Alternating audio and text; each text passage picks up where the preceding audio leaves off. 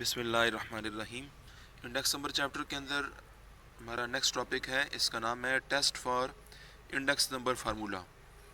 यहाँ कह रहे हैं कि from a theoretical view point a good index number formula is required to satisfy the following test proposed by Irving Fisher. कह रहे हैं कि ये इरविंग फिशर कोई मैथमेटिशियन है या स्टैटिस्टिशियन है, उन्होंने कुछ टेस्ट प्रपोज किए हैं।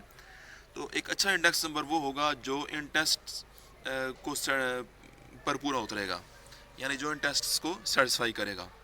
ये टॉपिक नंबर है पेज 5.6।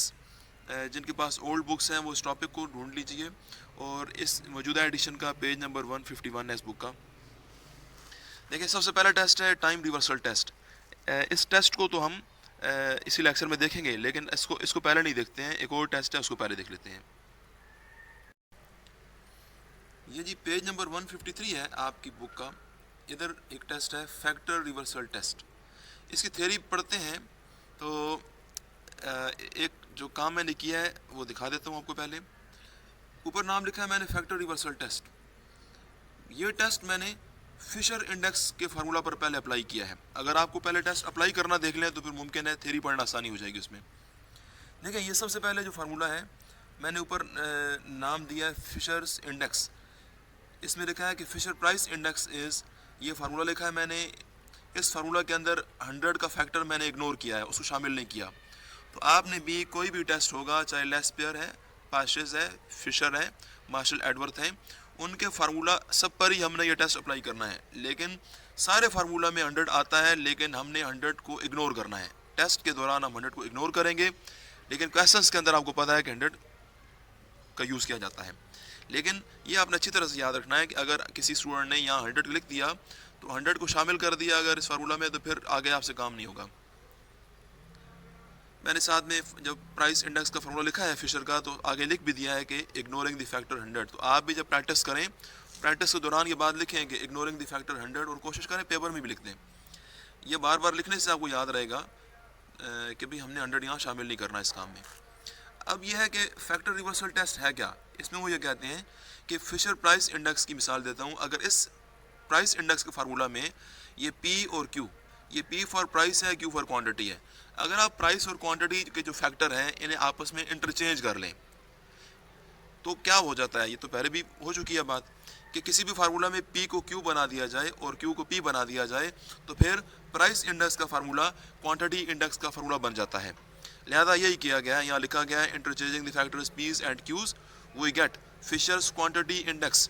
क्योंकि ऊपर फिशर प्राइस इंडेक्स था तो नीचे फिर हमें फिशर क्वांटिटी इंडेक्स मिलेगा। तो होगा ये कि P नॉट N बन जाएगी Q नॉट N, और फार्मूला में भी जहाँ कहीं भी P आ रही है उसको Q बना दिया गया है और Q को P बना दिया गया है। लेकिन इसे ध्यान ये करना है आपने कि इनके जो सबस्क्रिप्ट होते हैं ना, ये आपने चेंज नहीं करने। मिसाल के तौर पर समेशन है और पहले N और O लिखे हुए हैं, समेशन NO, तो यहाँ पर भी देखिए समेशन NO लिखी है, लेकिन P बन गई है Q और Q बन गई है P। सबस्क्रिप्ट्स को आपने बिल्कुल चेंज नहीं करना। तो क्या हो गया कि फिशर का प्राइस इंडेक्स बन गया फिशर क्वांटिटी इंडेक्स। अब इस टेस्ट के मुताबिक ये है कि आप ये करें कि ये जो प्राइस इंडेक्स आपके पास है और जो क्वांटिटी इंडेक्स है, इन दोनों को मल्टीप्लाई करें आपस में। तो मैंने P not N into Q not N लिखी है, इक्वल किया है, क्योंकि P और Q दोनों के फार्मूला में स्क्वायर रूट आ रही है। तो जब मल्टीप्लाई होती हैं चीज़ें तो उनका भी एक ही स्क्वायर रूट के नीचे आप लिख सकते हैं नहीं। तो P के फार्मूला के जो चारों सम हैं ये पहले लिखे गए हैं, फिर Q के चारों सम यहाँ पर लिखे हुए हैं। अब आप ये करेंगे कि ऊपर नीचे जो सम है उन्हें देखें कि जो सम कैंसिल होते हैं उन्हें कैंसिल कर दें आपस में। मिसाल के तौर पर सबसे पहला सम है हमारा ये summation P N Q nought. तो summation P N Q nought कोने में देखिए एंड पर P N Q nought summation ही हो रही है।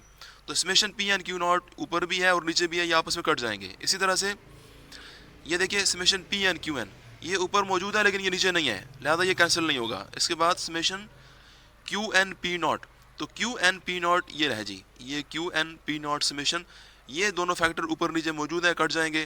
फिर दोबारा आ रही है summation P N Q N या Q N P N, ये भी नीचे नहीं है जी, ये भी नहीं कटेगा। इसी तरह से नीचे P नॉट Q नॉट है, तो ये summation P not Q nought ऊपर नहीं है, लिहाजा ये नहीं कर सकती है। और ये तो पहले ही बता चुके हैं ये कैंसिल हो चुकी है। और फिर ये summation P not Q not ये भी कैंसिल नहीं होगी, और ये समेशन ये ऊपर मौजूद थी कैंसिल हो गई थी। यानी ऊपर summation P N Q N 2 दफ़ा आ रही है और नीचे summation P not Q not ये 2 दफ़ा आ रहे हैं। ये पहला फैक्टर और ये तीसरा, ये 2 दफ़ा आ रहे हैं। लिहाजा ये हो जाएगा कि summation P N Q N का स्क्वायर हो जाएगा और summation P not Q not का भी होल स्क्वायर हो जाएगा। अब ये स्क्वायर और ये स्क्वायर रूट आपस में कैंसिल हो जाएंगे और बचेगी हमारे पास summation P N Q N over summation P not Q not. ये आपको पहले भी 2 लेक्चर में बताया है कि जब समेशन हो और ऊपर पी क्यू दोनों के साथ एन आ जाए और नीचे पी क्यू दोनों के साथ नॉट आ जाए तो फिर ये क्वांटिटी सारी कहलाती है वैल्यू इंडेक्स। तो क्या हो रहा है कि आपने प्राइस इंडेक्स और क्वांटिटी इंडेक्स को जब मल्टीप्लाई किया है, उन्हें सॉल्व किया है, तो आपको आंसर मिल रहा है, जो आंसर मिलता है वो वैल्यू इंडेक्स है। तो ये बोलेंगे आप यहाँ पर कि क्योंकि फिशर इंडेक्स के प्राइस इंडेक्स और क्वांटिटी इंडेक्स को मल्टीप्लाई करने से वो इक्वल हो जाते हैं वैल्यू इंडेक्स के, लिहाजा फिशर इंडेक्स जो है वो फैक्टर रिवर्सल टेस्ट को सेटिस्फाई करता है। तो फैक्टर रिवर्सल टेस्ट क्या है जी, कि अगर प्राइस इंडेक्स और क्वांटिटी इंडेक्स दोनों को मल्टीप्लाई किया जाए और मल्टीप्लाई करने के बाद प्रोडक्ट जो है वो वैल्यू इंडेक्स से इक्वल आ जाए, तो वहाँ पर बोलेंगे कि हमारे फिशर का फार्मूला वो फैक्टर रिवर्सल टेस्ट को सेटिस्फाई करता है। तो फैक्टर रिवर्सल टेस्ट के अंदर वैल्यू इंडेक्स भी आप याद रखेंगे, वैल्यू इंडेक्स का फार्मूला भी याद रखेंगे और ये भी याद रखेंगे कि प्राइस और क्वांटिटी मल्टीप्लाई होकर वैल्यू इंडेक्स बनानी है हमने। यानी शॉर्टकट में हम ये बोलेंगे, ऊपर की लाइन देखिए, price index multiply by quantity index is equal to value index. ये रूल कहलाता है फैक्टर रिवर्सल टेस्ट। तो आपने लेस्पेयर का प्राइस इंडेक्स और लेस्पेयर का क्वांटिटी इंडेक्स ये भी दोनों मालूम करने हैं, मल्टीप्लाई करने हैं और देखना है कि वो वैल्यू इंडेक्स इक्वल आता है या नहीं। अगर तो लेस्पेयर का इंडेक्स में भी प्राइस और क्वांटिटी दोनों इक्वल आ जाए वैल्यू के, तो फिर बोलेंगे कि लेस्पेयर इंडेक्स सेटिस्फाई करता है फैक्टर रिवर्सल टेस्ट को। लेकिन अब ये चेक करते हैं कि वो करता है या नहीं। लेकिन नीचे देखिए मैंने यहाँ पर तो लिख दिया है कि फिशर इंडेक्स सेटिस्फाइज दी फैक्टर रिवर्सल टेस्ट। अब बुक के अंदर जी आपका ये पेज नंबर 153 है, इधर लेस्पेयर का काम किया गया है। ब्रैकेट में उन्होंने लिखा है लेस्पेयर प्राइस इंडेक्स, क्योंकि ये पी नॉट एन लेस्पेयर के मुताबिक है। और फिर जब इधर लेस्पेयर के प्राइस इंडेक्स में पी और क्यू आपस में इंटरचेंज किया है तो नीचे बन गई है लेस्पेयर क्वांटिटी इंडेक्स, उसको क्यू नॉट एन लिखी है। फार्मूला के अंदर देखिए जहाँ भी पी आ रही है सो क्यू और क्यू को पी बनाया गया है। तो एक ब्रैकेट में लिखा हुआ है लेस्पेयर प्राइस, दूसरे में लिखा हुआ है लेस्पेयर क्वांटिटी इंडेक्स। अब आपके जो लेस्पेयर के प्राइस और क्वांटिटी इंडेक्स हैं इन्हें मल्टीप्लाई करें और देखें कि क्या इनका प्रोडक्ट वैल्यू इंडेक्स के इक्वल आता है या नहीं। तो ये जी उन्होंने किया है। देखिए लेस्पेयर प्राइस इंडेक्स ये दोनों सम है, ये पहले लिखे हुए हैं, और क्वांटिटी इंडेक्स ये दोनों सम यहाँ पर लिखे हुए हैं। लेकिन मसला ये हो रहा है, और नीचे देखिए ये उन्होंने लिखा है वैल्यू इंडेक्स का फार्मूला, जो मैंने भी लिखा है कि summation P N Q N और summation P not Q nought. तो अब आप करिए कि ये प्राइस इंडेक्स है मल्टीप्लाई बाय क्वांटिटी इंडेक्स, ये मल्टीप्लाई करके देखें कि ये दोनों का प्रोडक्ट इस इक्वल आता है कि नहीं। तो ऊपर आ रही है पी एन क्यू नॉट और फिर आ रही है क्यू एन पी नॉट, इन दोनों को मल्टीप्लाई करने से ये ऊपर का फैक्टर नहीं बनता है। नीचे आ रही है पी नॉट क्यू नॉट और क्यू नॉट पी नॉट, तो ये दोनों मल्टीप्लाई जब होते हैं तो हो जाता है इन दोनों का स्क्वायर, ये क्योंकि सेम क्वांटिटी है, तरतीब पी और क्यू की बदल रही है लेकिन ये क्वांटिटी सेम है, दोनों चीज़ें मल्टीप्लाई हो रहे हैं। तो पी नॉट क्यू नॉट लिखें या क्यू नॉट पी नॉट, ये एक ही बात है। नीचे हो रही है summation P not Q not whole square, लेकिन यहाँ पर तो सिर्फ summation P not Q not है। लेकिन ऊपर का फैक्टर अगर नहीं बन रहा है तो नीचे का फैक्टर अगर बन भी जाता है इसके इक्वल, तो फिर भी वैल्यू इंडेक्स का फार्मूला नहीं बनता है।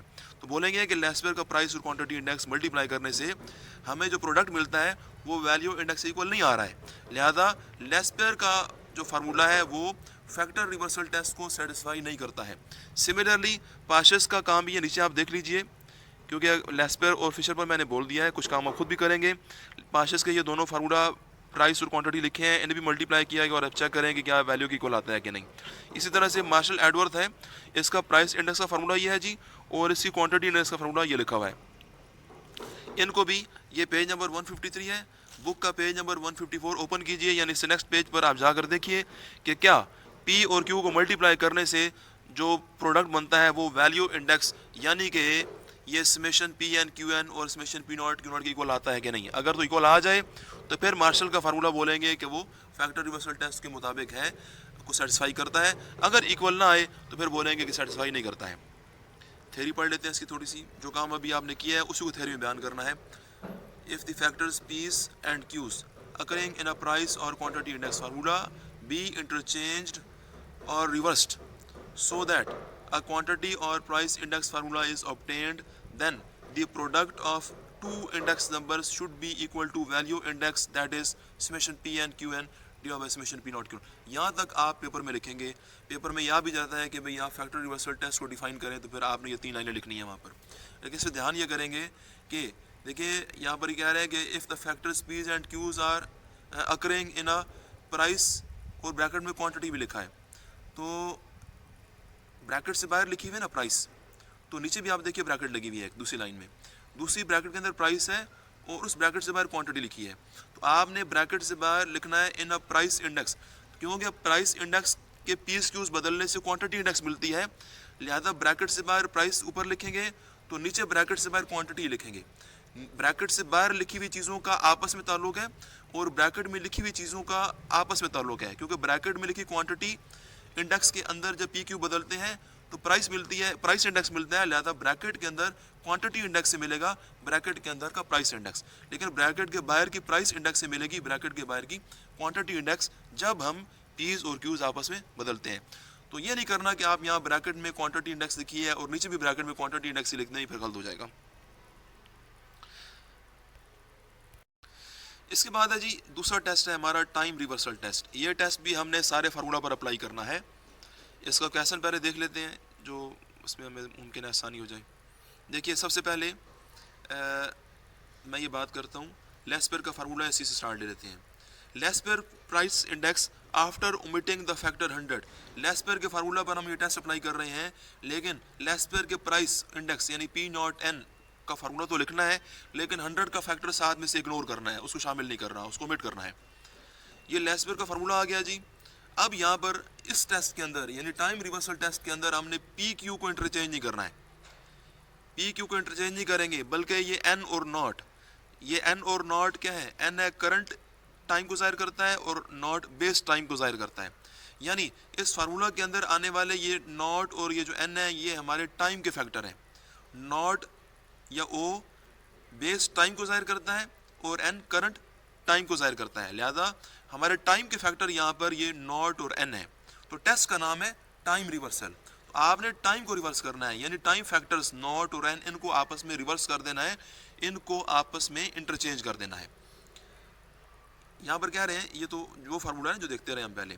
अब लिखते हैं नीचे interchanging the time subscripts not and N, कि टाइम के स्क्रिप्ट्स को चेंज कीजिए नॉट और एन को। तो नीचे पी का पी रहेगा, पीस और क्यूज को चेंज नहीं करना, ठीक है। पहले मैं पी और क्यू की बात कर लेता हूँ। ये पी की जगह पी लिख दिया, दोनों समेशन अपनी जगह पर, पी क्यू लिखे हुए हैं, यहाँ भी पी क्यू आ रहे हैं, नीचे भी पी क्यू था, नीचे भी पी क्यू आ रहा है, लेकिन नॉट और एन इन्हें चेंज करना है। ओ की जगह ये देखिए पहले एन कर दिया गया है और बाद में एन थी तो एन को ओ कर दिया गया है। फार्मूला में पी के साथ नीचे एन थी, यहाँ पी के साथ नॉट कर दी, एन ओ कर दी है। ये क्यू के साथ नॉट थी, क्यू के साथ एन कर देना है, और नीचे भी जो पी और क्यू दोनों के साथ नॉट आ रही है, नॉट बेस है, बेस को करंट कर दें, तो हमने नॉट की जगह एन कर दिया। यानी प्राइस इंडेक्स के सारे फार्मूला में नॉट को एन और एन को नॉट करने से हमें इंडेक्स मिल जाएगा पी एन ओ। अब ये करना है कि अब आपने जो ऊपर की पी ओ एन है इसको और पी एन ओ को आपस में मल्टीप्लाई करना है। ये मल्टीप्लाई करके तो ये ऊपर का ये देखिए लिखी है P O N into P N O, तो पी ओ एन की ये दोनों सम है यहाँ आ गए, multiply by P N O के दोनों सम यहाँ आ गए। अब हमने ये करना है कि इस टेस्ट के मुताबिक ये है कि इनका जो प्रोडक्ट है ये वाला, यानी पी ओ एन और पी एन ओ की वैल्यूज जब पुट की हैं तो इन्हें सारी वैल्यूज को आपस में कट जाना चाहिए, यानी ऊपर के सम जब नीचे आ रहे हो तो वो कैंसिल हो जाते हैं, कैंसिल होकर उनको 1 के इक्वल लाना है। हमने टाइम रिवर्सल टेस्ट के अंदर हमने 1 के इक्वल चीज़ को साबित करना है, यहाँ वैल्यू इंडेक्स के बराबर नहीं साबित करना है, बल्कि 1 के इक्वल आपने टेस्ट को अपनी क्वांटिटीज को साबित करना है। तो यहाँ पर पता ये चलता है कि ऊपर summation P N Q not है, लेकिन नीचे summation P N Q not नहीं है, लिहाजा ये ऊपर का सम नीचे कट नहीं सकता है, ये कैंसिल नहीं हो सकता है, लिहाजा ये जो सारा ये प्रोडक्ट है ये 1 के इक्वल नहीं आ सकता है। अगर तो ये चारों चीज़ें कट जाती ना आपस में, ऊपर नीचे सम्स कट जाते तो सारी कटिंग होने के बाद 1 बचता है, तो फिर हम इसको 1 के इक्वल लिख लेते, लेकिन अभी ये कटते नहीं है, लिहाजा ये 1 के इक्वल नहीं है।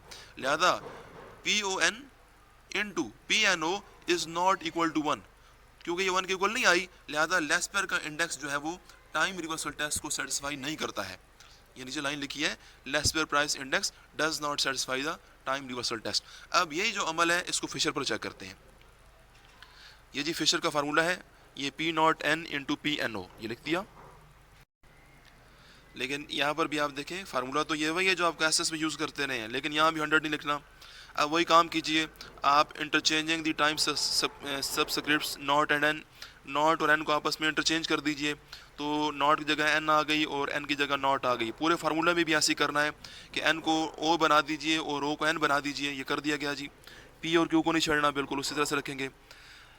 तो पी ओ एन इसके इक्वल आ गया और पी एन ओ ये आ गया जी। अब इन्हें मल्टीप्लाई करें, क्योंकि टाइम रिवर्सल टेस्ट ये कहता है कि पी ओ एन और पी एन ओ को मल्टीप्लाई किया जाए। तो मल्टीप्लाई किया, क्योंकि दोनों क्वांटिटी स्क्वायर रूट में है, एक स्क्वायर रूट के नीचे लिखिए।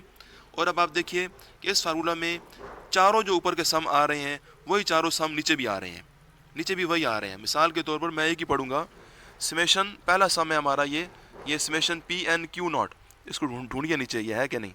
ये सम सबसे आखिर में आ रहा है जी, ये सबसे आखिर में है, ये फैक्टर ये सबसे आखिर में है नीचे, ये summation P N Q not, ये कर्सर का मसला हो रहा है ज़रा। बहरहाल आप ये चेक कर लें कि स्क्वायर रूट के अंदर जो 8 सम लिखे हैं ना, वो 8 के 8 ऊपर नीचे आपस में कैंसिल हो जाते हैं। सारे सम वही हैं जो ऊपर वही मौजूद हैं जो नीचे भी मौजूद हैं, ये कैंसिल होकर सारे कट जाएंगे, 1 आ जाएगा। लिहाजा हम बोलेंगे कि जब p N o into p O n multiply by p N o की गई है फिशर के फार्मूले के साथ, तो वो 1 के इक्वल आ रही है। लिहाजा सबसे आखिरी लाइन पढ़िए, यहाँ पर कह रहे हैं कि hence the Fisher's price index satisfies the time reversal test. क्योंकि फिशर के मुताबिक पी ओ एन और पी एन ओ 1 के बराबर हो गई है, लिहाजा फिशर का जो फार्मूला है वो सेटिस्फाई करता है इस ऊपर वाले टेस्ट को। अब क्वेश्चन देखते हैं, इसके ऊपर क्वेश्चन नहीं है बल्कि बुक के अंदर मैं आपको और चीज़ें दिखा देता हूँ। पेज नंबर 152, इसके ऊपर दीगर जो टेस्ट है हमारे पाशेस और मार्शल एडवर्थ वो किए गए हैं जी।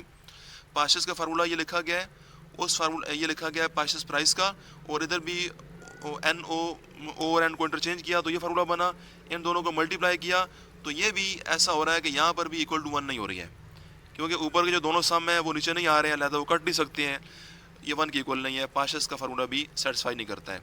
लेकिन जो मार्शल एडवर्थ है ना, इसका प्राइस इंडेक्स का फार्मूला आप देख लीजिए। इस फार्मूला में आप ओ एन को इंटरचेंज कीजिए, पी एन ओ बनेगी, इनको मल्टीप्लाई करें, यहाँ पर ये 1 के इक्वल होते हैं, क्योंकि ऊपर जो ये दो सम है ना, यही दोनों सम आपको नीचे मिलने हैं, ये कट जाएंगे। और मार्शल एडवर्थ का फार्मूला ऐसा है जिसमें पी ओ एन और पी एन ओ 1 के इक्वल आती है, लिहाजा मार्शल एडवर्थ जो है वो टाइम रिवर्सल टेस्ट को सेटिस्फाई करता है। और फिशर ये तो पहले ही देख लिया हमने। अब ज़रा इसकी थ्योरी पढ़ लेते हैं। जो काम अभी आपने किया है ना उसी को बयान करना है इंग्लिश में। तो वो कह रहे हैं कि टाइम रिवर्सल टेस्ट में, ये भी पेपर में आ जाती है कि भी टाइम रिवर्सल टेस्ट को डिफाइन करें।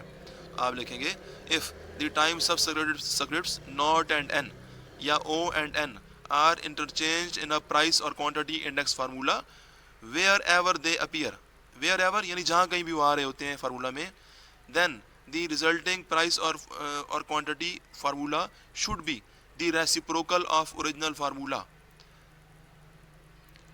इग्नोरिंग द फैक्टर 100 को इग्नोर करना है। कह रहे हैं कि वो जो फिर आपको ओ और एन जो जब आप इनको इंटरचेंज करते हैं आपस में, तो जो आपको नया इंडेक्स मिलता है वो रेसिप्रोकल होता है, वो एक दूसरे के रेसिप्रोकल होते हैं। Symbolically the test requires that, ये देखिए दरम्यान में और लिखी है, तो दो तरीके हैं, आप p O n is equal to 1 over p N o लिखें, और इसको यूँ लिख लीजिए p O N into P N o is equal to 1। मैंने अभी आपको राइट साइड पर जो तरीका लिखा है ना इसके मुताबिक काम किया है, यानी मैंने p O N into P N o करके इक्वल टू 1 साबित किया है फिशर में। तो ये साइड अभी हमने किया है, तो इसी के मुताबिक आप याद रखिए। तो अब देखिए, अगर हम ये पी एन ओ इक्वल के दूसरी तरफ लाएंगे तो 1 से डिवाइड हो जाएगा। पी ओ एन इधर ही रखिए, लेकिन पी एन ओ को दूसरी तरफ ले जाएंगे तो 1 से डिवाइड हो जाएगी, लिहाजा ये जो राइट साइड का रिलेशन है ये लेफ्ट वाला रिलेशन बन जाएगा। तो क्या हो रहा है कि p O n is equal to 1 over p N O, तो इस अमल को बोलते हैं कि ये दोनों रेसिप्रोकल हो रहे हैं। क्योंकि p O n is equal to 1 over p N o है, यानी पी एन ओ को 1 से डिवाइड करें तो पी ओ एन बनती है, लिहाजा पी ओ एन और पी एन ओ आपस में रेसिप्रोकल है। ये नीचे की 2-3 लाइनें हैं, ये भी पढ़ लीजिए आप, ठीक है, अच्छा रहेगा। अब हम एक और टेस्ट देखते हैं, उसका नाम है सर्कुलर टेस्ट। सर्कुलर टेस्ट याद रखें कि वो टाइम रिवर्सल टेस्ट की एक्सटेंशन है। एक्सटेंशन से क्या मुराद है अभी देखते हैं इसको। पहले मैंने जो क्वेश्चन किया है खुद किया ना उसी में बात कर लेते हैं, शायद कि यहाँ से आसानी हो जाए। सबसे ऊपर लिखा है टेस्ट का नाम सर्कुलर टेस्ट। देखें, इसको मैं इस पर बाद में करूँगा, पहले मैं दोबारा टाइम रिवर्सल टेस्ट के इस फार्मूला की बात करूँगा। फार्मूला में आप लिखते हैं p O n multiply by p N o is equal to 1। जब ऐसा अमल हो रहा हो, जब बराबर हो जाए चीज़ें वन के, तो फिर उनको कहते हैं कि circular time universal test satisfy हो रहा है। लेकिन ज़रा ध्यान कीजिए यहाँ पर कि PON, इधर जो यानी जो नॉट और एन जो लिखे हैं या ON लिखे हैं, ये कहलाते हैं टाइम सबस्क्रिप्ट।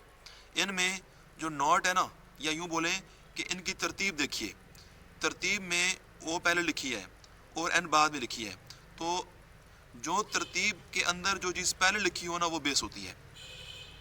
PON के अंदर O पहले लिखा है, लिहाजा O हमारा बेस है। लेकिन PNO के अंदर N पहले लिखी है, यहाँ पर N बेस है। टाइम यूनिवर्सल टेस्ट क्या कहता है कि बेस और करंट ईयर को आपस में इंटरचेंज कर दें।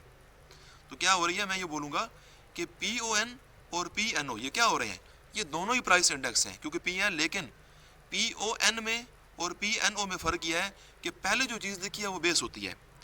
बेस का मतलब हमेशा नॉट नहीं है और करंट का मतलब हमेशा N नहीं है।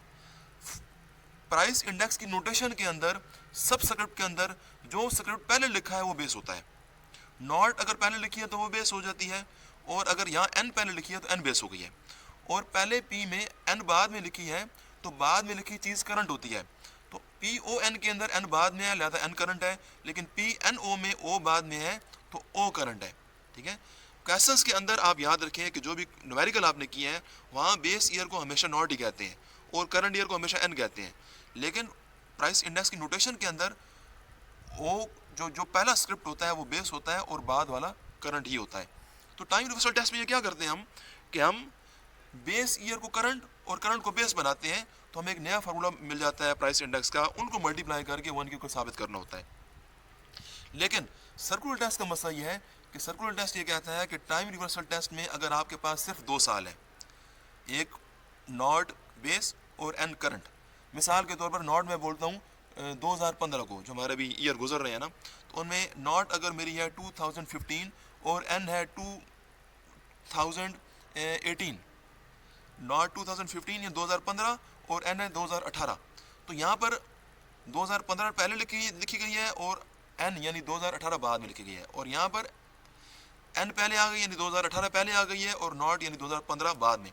लेकिन यहाँ ये 2 ही साल, ON और NO सिर्फ 2 साल है। ठीक है, जो मैं कह रहा हूँ 2015 और 2018 2 ही सालों पर ये टेस्ट, जो टाइम यूनिवर्सल टेस्ट है, ये एप्लीकेबल है। लेकिन सर्कुलर टेस्ट ये कहता है कि 2 से ज़्यादा साल आप कंसिडर करें।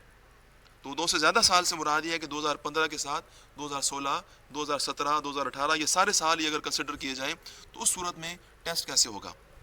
यहाँ ये कहते हैं कि ना टाइम यूनिवर्सल टेस्ट, ये रूल है जी, there are only 2 time periods nought and n, but in a circular test there are more than 2 time periods, क्योंकि हमारा डेटा सिर्फ 2 पीरियड पर नहीं होता है, वो तो 2 से ज़्यादा के लिए होता है।